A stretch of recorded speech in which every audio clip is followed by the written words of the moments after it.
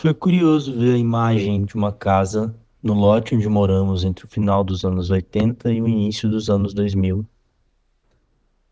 Aquela casa ainda não era a que eu morei, era a primeira casa, feita de estuque da infância de minha mãe. Ao lado, as construções eram bem semelhantes à memória que eu tinha do lugar, exceto pela forma como a nossa casa se apresentava. Essa foto possivelmente data dos anos 60, com uma menina na frente que poderia ser minha mãe. Esse conjunto de casas bastante singulares possuía uma implantação específica, já que os terrenos eram mais estreitos do que o comum, com metragem de 10 metros de frente por 30 metros de fundo. Ele foi idealizado e concebido por Hugo Viola, um espanhol que, segundo contam, era comunista e empreendedor, e inspirado nas construções soviéticas, implementou um dos primeiros conjuntos habitacionais do Brasil e das Américas, nomeado Jardim América. Mas essa história trata de um momento anterior à nossa ida para esse terreno, com uma casa de estuque a ser demolida e uma de alvenaria a ser construída, onde eu cresci.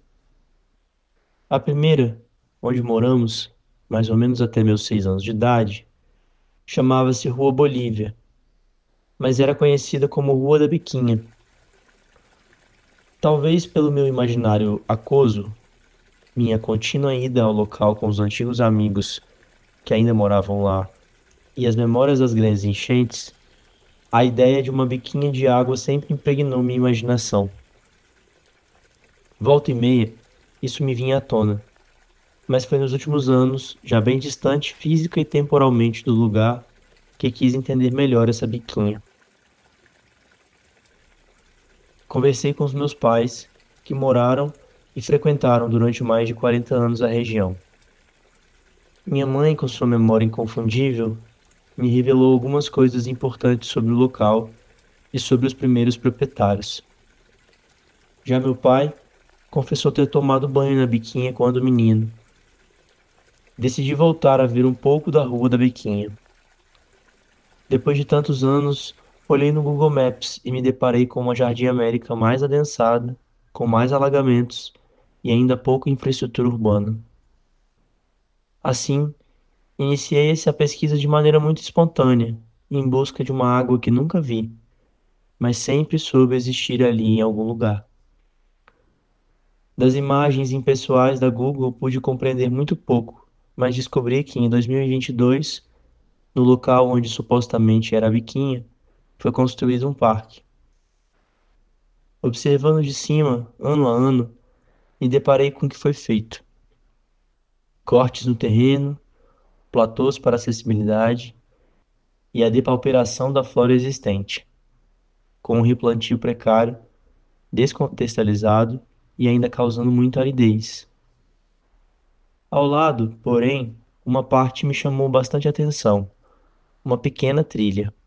Achei que seria importante pisar novamente na região, quando, num dia ensolarado, mais de 20 anos depois, voltei a Jardim América e à Rua da Biquinha. Decidi, no entanto, vir pela parte de cima do parque, podendo assim nele entrar. Caminhei, vi e senti a aridez do espaço, embora acessível. Com horário de funcionamento, cercas, guaritas, além de uma tipologia de playground privado, o parque apresenta uma arquitetura bastante trivial que pouco dialoga com o contexto. Mesmo o mirante, na realidade, se trata de um cul-de-sac e não possibilita uma visual plena. A parte mais interessante do parque, que me levou até ele, inclusive, é onde há uma trilha de chão e pedras por onde descemos, que aos poucos nos ajudam a ouvir o barulho do nascente. Finalmente a biquinha aparecia, mesmo que fosse sem bica, e sim uma água corrente. Imaginei uma contaminação daquela trilha por todo o parque. Seria mesmo necessário destruir tanto e deixar somente a trilha como resquício do que era de fato? Por que não o contrário? A biquinha tomando conta do parque, incontrolável. Seria preciso reimaginar a biquinha.